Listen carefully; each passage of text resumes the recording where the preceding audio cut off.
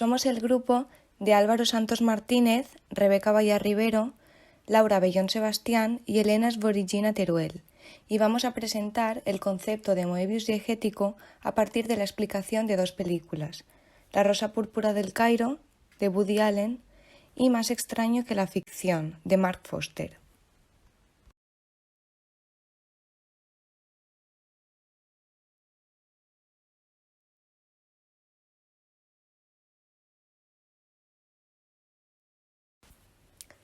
Antes de comenzar a relacionar el Moebius diegético con el ámbito narrativo, cabe explicar de dónde proviene.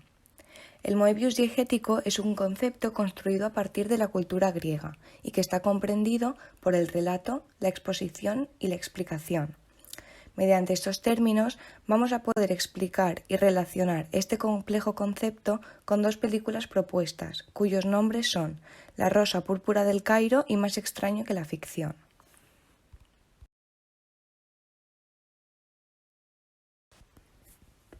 Lo primero que debemos tener en cuenta es que el Moebius diegético está compuesto por dos mundos, uno real y uno ficticio, que se encuentran.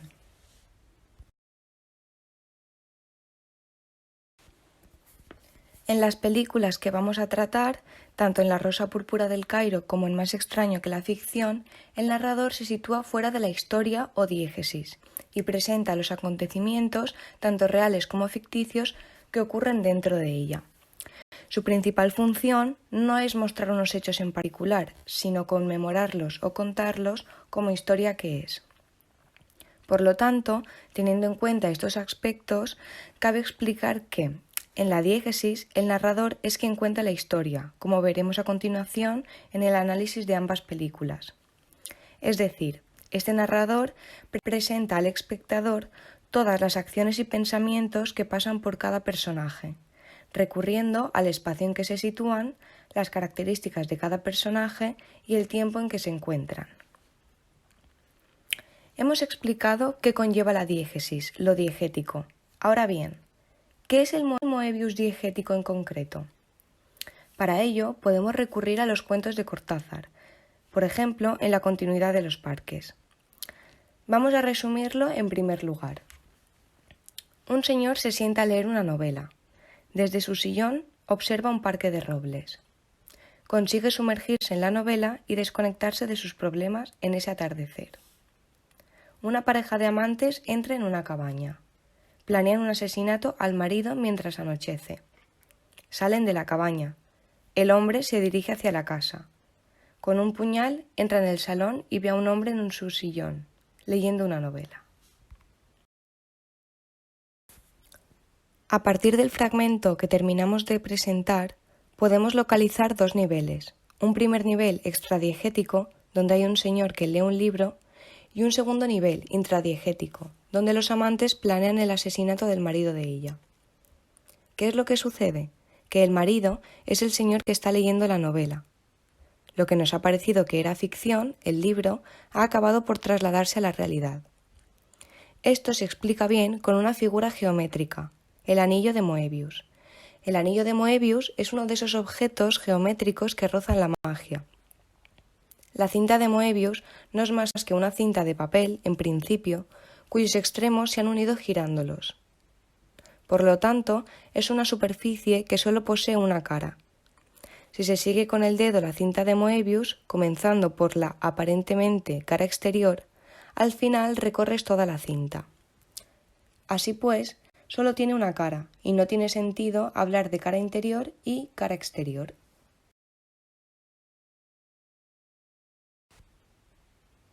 Después de haber presentado varios términos y conceptos relacionados con el Moebius diegético, cabe volver a la pregunta, ¿qué es el Moebius diegético? En definitiva, este término presenta el cruce de ambos mundos, real y ficticio.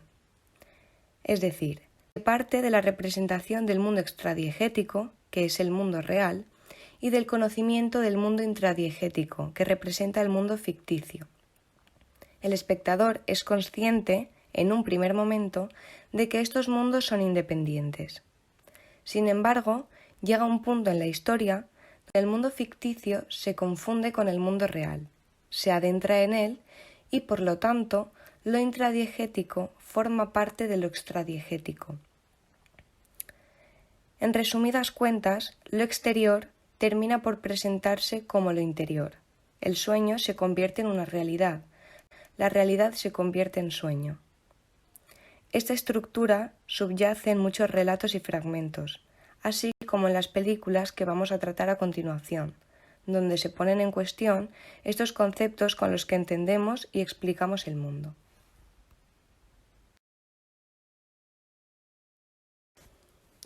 La primera película que vamos a presentar es La Rosa Púrpura del Cairo, dirigida por el director Woody Allen.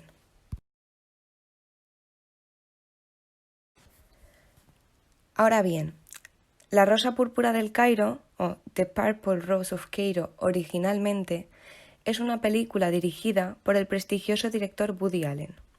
Esta película data del año 1985 y se trata de una comedia romántica erguida sobre la base de la ficción. Mia Farrow y Jeff Daniels encarnan a Cecilia y Gil Shepard, además de Tom Baxter respectivamente. Tuvo una gran crítica y acogida, llegando a ganar múltiples premios, como el Premio de Globo de Oro al Mejor Guión, el Premio BAFTA a la Mejor Película y el Premio César a la Mejor Película.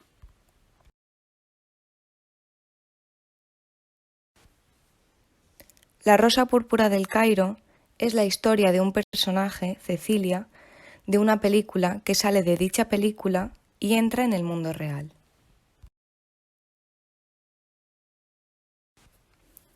Woody Allen consigue crear una película en la que convergen las dos diégesis de una manera impresionante y resulta muy creativo cómo rompe la pantalla literalmente, ya que dentro del film podemos ver cómo Tom Baxter es capaz de ir al mundo real y viceversa cuando Cecilia viaja al mundo ficticio de la película.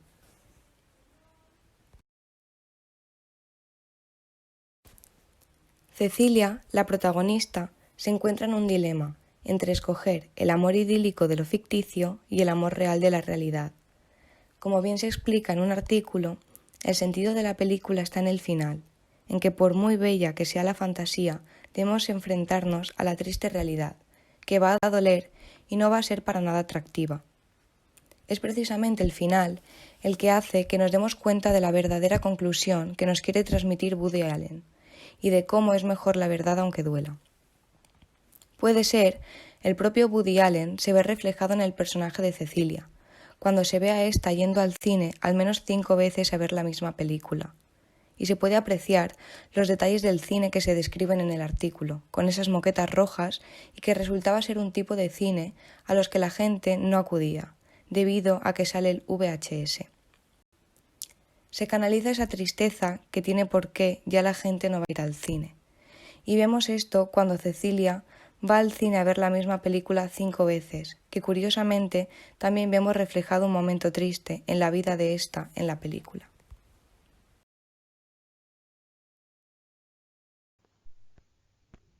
A continuación, vamos a proceder a analizar los diversos aspectos de La Rosa Púrpura del Cairo. Vamos a comenzar con la voz. Lo primero respecto a este apartado es apuntar que, debido a la falta de un narrador como tal, no es tan claro y evidente como en otras películas y obras. Aún así nos va a servir para dar pie a los niveles del relato, que vamos a ver más adelante. La voz que se nos presenta es extradiegética, pero esta no va a mantenerse durante toda la obra, sino que en un punto clave se introduce una segunda voz intradiegética, la cual estará presente hasta el final. La primera voz se extiende a lo largo de la vida de Cecilia, desde que ésta se nos empieza a mostrar hasta la irrupción de los elementos ficticios en ella. Desde este punto hasta el final la voz será intradiegética, la película dentro de la película. Por otra parte, la voz es heterodiegética. No tenemos constancia de un narrador, pero observamos los hechos desde una tercera persona que no participa en la película. Esto descarta por completo la clasificación como homodiegética, pese a conocer o al menos intuir impresiones, rasgos, emociones de la protagonista.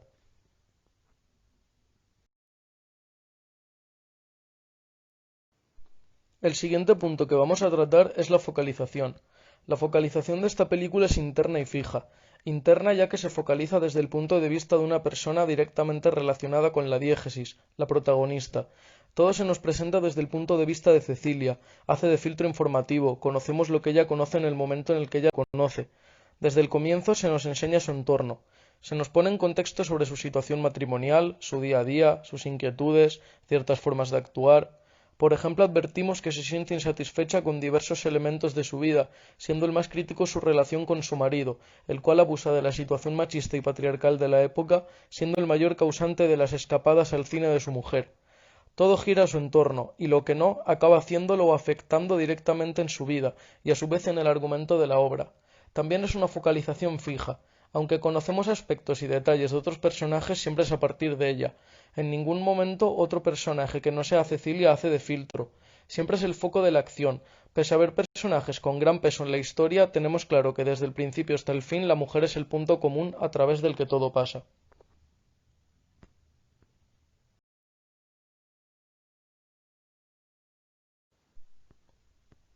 El siguiente apartado, el nivel del relato, es posiblemente el más importante dentro de este análisis.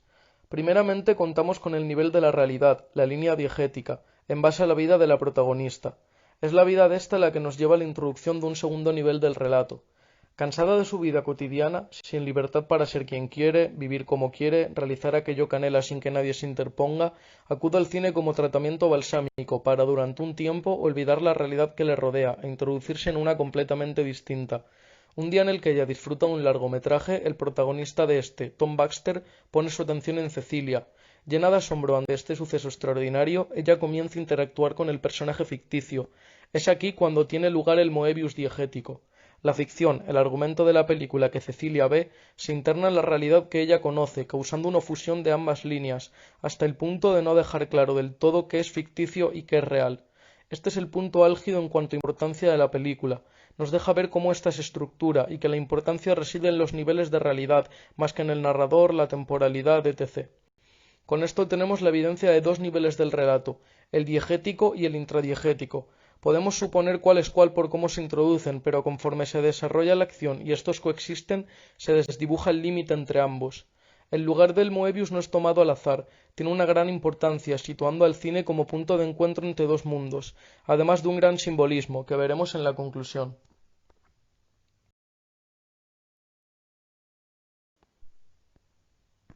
En el apartado de la temporalización tenemos una estructura de los sucesos muy básica. Se sigue un orden cronológicamente lineal. La acción se sucede de forma continuada sin saltos ni vacíos temporales. No encontramos analepsis ni prolepsis, tampoco elipsis que afecten al tiempo del relato y el tiempo de la historia, los cuales suceden simultáneamente. Solo parecen interrumpirse el uno al otro cuando se muestra cómo la falta de Tom Baxter en la película entorpece el natural devenir de ésta. Podríamos hablar de la reiteración de las escenas del cine. Es natural que sea el escenario más repetido, pues también es el más significativo. En él surgió el Moebius, y en él el fenómeno se manifiesta de forma más intensa y evidente, al poner a la protagonista directamente ante la pantalla de la que proviene la ficción. Supone el inicio y el final de la línea intradiegética, al volver toma su origen, la película dentro de la película.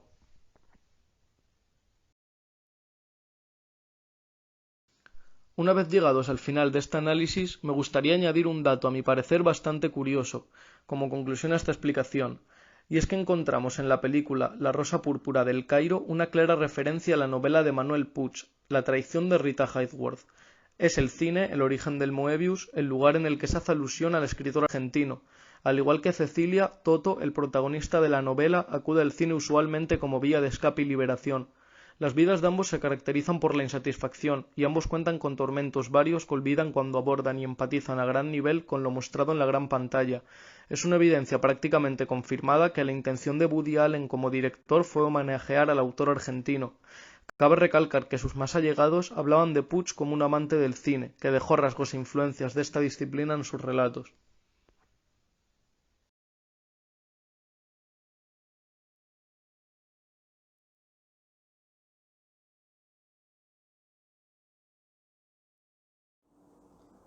Más extraño que la ficción, se trata de un buen ejemplo del gran tema narrativo, el Moebius diegético. La película de Mark Foster trata de una escritora de éxito, Karen Iffel, protagonizada por Emma Thompson, que está escribiendo su última novela tras varios años desde su última publicación. Dicho libro es tan esperado y promete ser tal éxito que la editorial manda a un ayudante para que se asegure de que el texto se finaliza con éxito. La novela trata de un hombre corriente, un inspector de Hacienda, que vive una vida demasiado monótona, contando cada paso que da, cada movimiento que hace está totalmente estudiado, incluso cada descanso está cronometrado por su reloj de muñeca. Lo que no sabe el exitoso novelista es que su protagonista es real, es un hombre que existe, y su nombre es Harold Creek, protagonizado por Will Ferrell.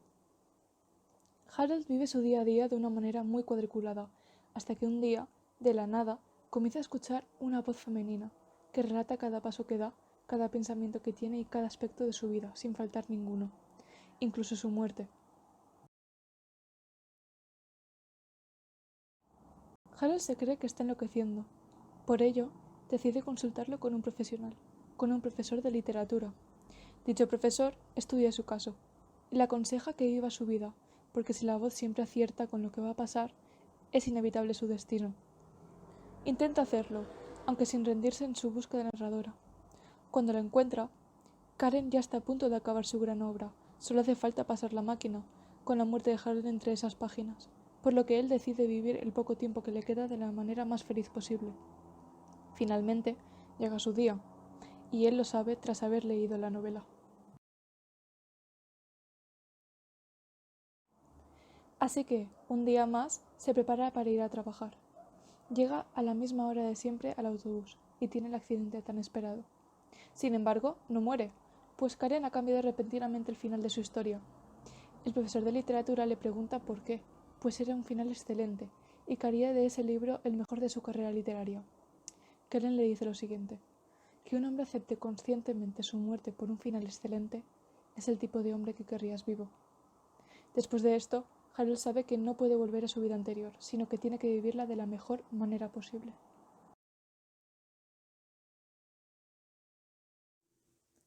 Esta película presenta unas características narrativas particulares, teniendo en cuenta que tenemos dos niveles narrativos.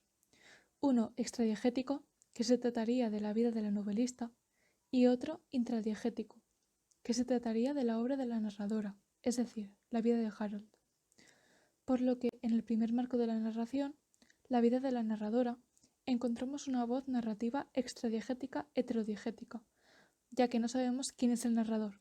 Este no participa en la historia, y nos cuenta el proceso de la novelista desde fuera.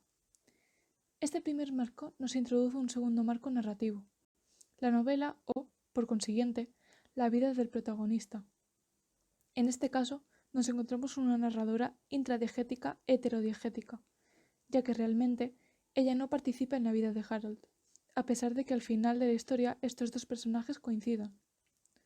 La focalización es cero. No nos focalizamos en ningún personaje en concreto, no como sucede en La Rosa Púrpura del Cairo.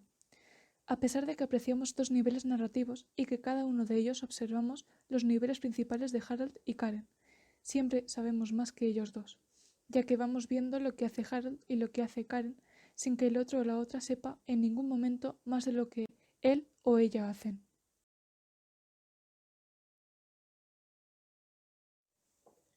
Hay tres tipos de relaciones de temporalización: orden, duración y frecuencia. En primer lugar, vamos a explicar el orden. En principio, al no observar ningún tipo de anacronía en el relato que sea evidente, no hay flashbacks o flash forwards, consideramos que más extraño que la ficción es de grado cero temporal, el cual consiste en la coincidencia entre el tiempo de la historia y el tiempo del relato. Así pues, la línea es cronológica.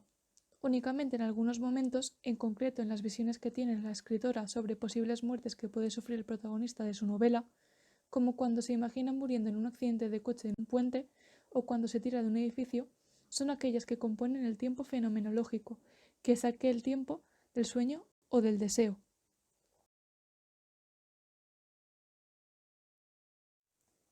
La duración es un elemento que crea un ritmo narrativo. Por lo general, el relato encuadra una historia que puede durar años, pero que ha de sintetizarse para que pueda existir un discurso. En esto consiste la técnica de la duración del sumario. En cuanto a la pausa, bien es cierto que, al principio de la película, nos detenemos un tiempo en valorar la vida cotidiana de Harold. Vemos cómo se lava los dientes, cómo se prepara para ir a trabajar.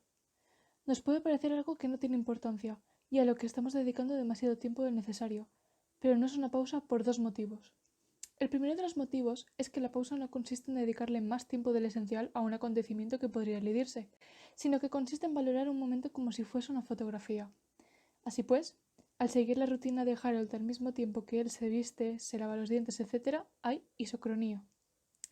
El segundo de los motivos es que estas escenas son realmente importantes, porque es ahí donde nos percatamos de que hay una voz femenina narradora en la mente de Harold que describe todo lo que hace, e incluso al mismo Harold le resulta extraño.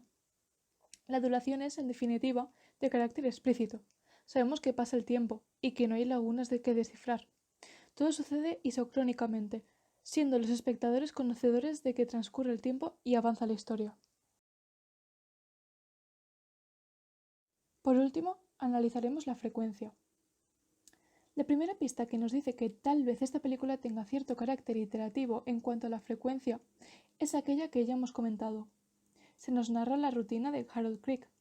Al suceder la historia en varios días y al suponer que la voz narradora se mantiene presente a lo largo de esos días, con mostrarnos una sola vez lo que sufre Harold cada mañana es suficiente.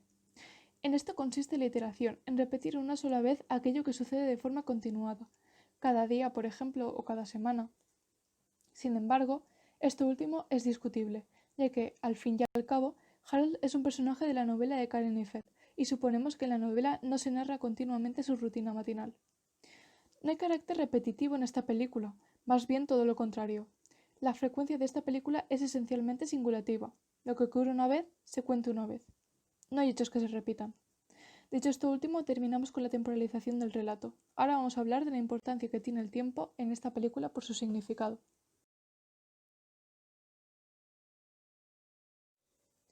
El tiempo tiene una gran importancia en esta historia, no solo a nivel narrativo, sino a nivel semántico. El aspecto temporal aparece simbolizado por el reloj de pulsera de Harold, el cual es muy importante para el desarrollo de la película.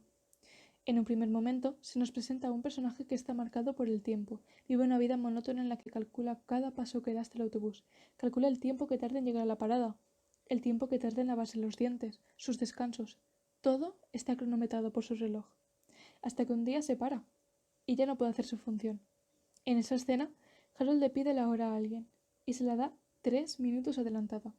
El número 3 es totalmente simbólico. Para muchas culturas el 3 es el número de la perfección. Incluso en la literatura es un número muy importante, ya que simboliza las 3 unidades de tiempo: presente, pasado y futuro. Esto no es casualidad, ya que podemos observar cómo Harold representa el presente en toda su totalidad. Él vive su día a día sin preocuparse del pasado o del futuro, ya que el mañana será exactamente igual que el hoy. Vive su vida de forma monótona día tras día, hasta que una voz le hace reaccionar y le recuerda que existe un futuro en su vida y que no va a ser siempre igual. Por lo que Karen representaría el futuro en la historia, representa el porvenir de Harold. Hace el papel de Dios en esta historia, ya que ella sabe qué le va a ocurrir y cuándo le va a ocurrir. Esto le hace reaccionar y le obliga a salir de esa monotonía en la que se encontraba sumido. Empieza a pensar en futuro. Por otra parte, aparece en la vida de Harold una pastelera que, poco a poco, le hace querer salir de esa rutina, le hace querer vivir una vida mejor, más emocionante. Ana Pascal, la pastelera, podemos decir que representa el pasado en relación a la historia de Harold, ya que es a partir de ese personaje que empezamos a conocer a Harold de una manera más sentimental. Nos cuenta que su madre no le hacía galletas de niño, nos relata la ruptura con su anterior pareja, recuerda que siempre ha querido aprender a tocar la guitarra. Es con Ana cuando conocemos a un Harold más humano, menos cuadriculado, y esto lo consigue indagando sobre el pasado del personaje. El reloj de pulsera es, además, el que salva a Harold de su muerte en el accidente, por lo que puede deducir que el tiempo es el que salva a Harold en muchos aspectos, no solo de forma física, sino también psicológica, ya que es a partir de la conciencia de tener un futuro por delante, o la falta de él, que Harold reacciona e intenta vivir una vida mejor y más emocionante.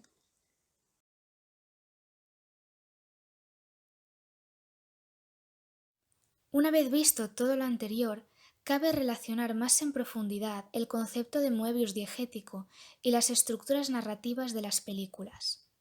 Ya sabemos que el Moebius sucede cuando un relato que parece interno a otro acaba por exteriorizarse, de manera que lo que en principio parecían dos niveles narrativos diferentes acaba por convertirse en la fusión o el encuentro en uno solo.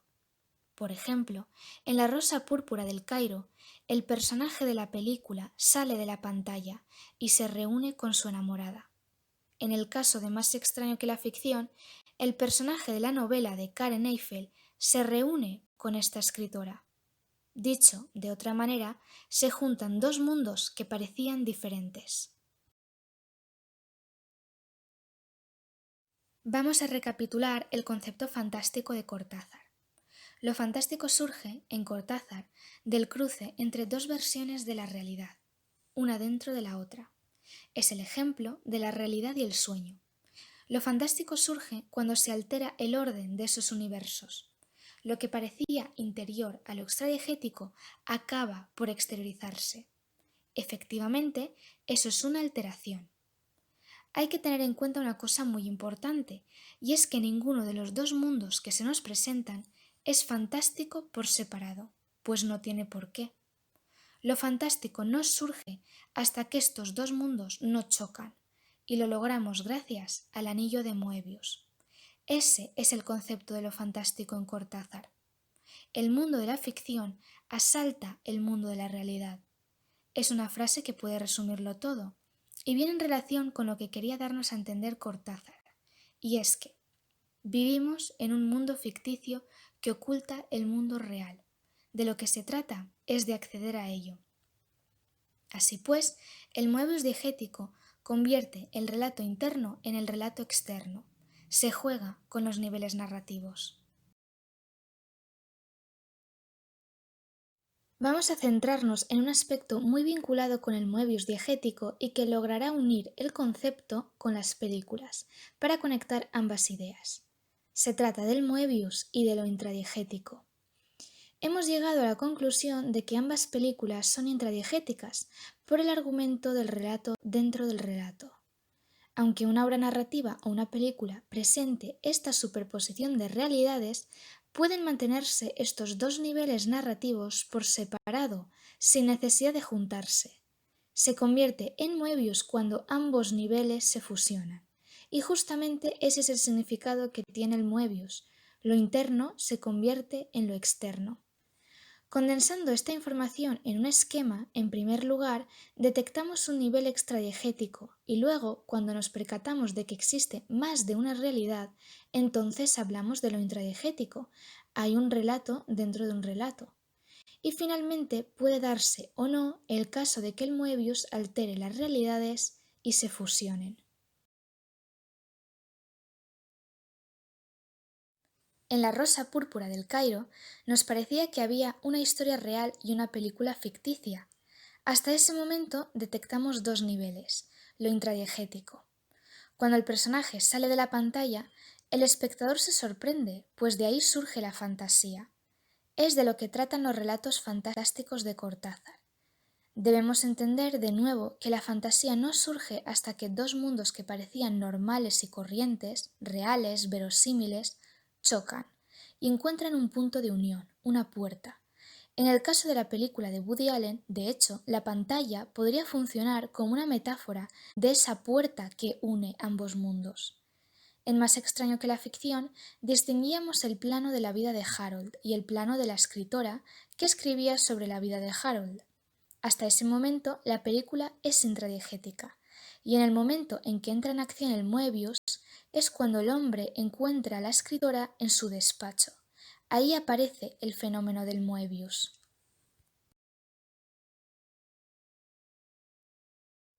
En conclusión, y repitiendo la idea anterior, lo intradiegético se relaciona directamente con el Moebius porque, en el momento en que aparece el Moebius, significa que el causante es el carácter intradiegético de la novela o película.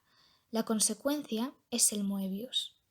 Tal como hemos visto, es una fase. Primero nos parece que todo es extradiegético.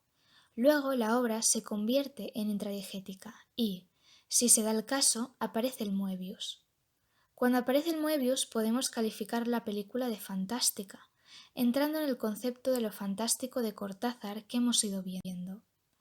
En definitiva, el Moebius le cambia la perspectiva de la película al espectador, quien descubre lo fantástico sin esperárselo, partiendo de dos mundos diferentes de los que es consciente y que acaban por chocar inevitablemente siguiendo el hilo de la historia.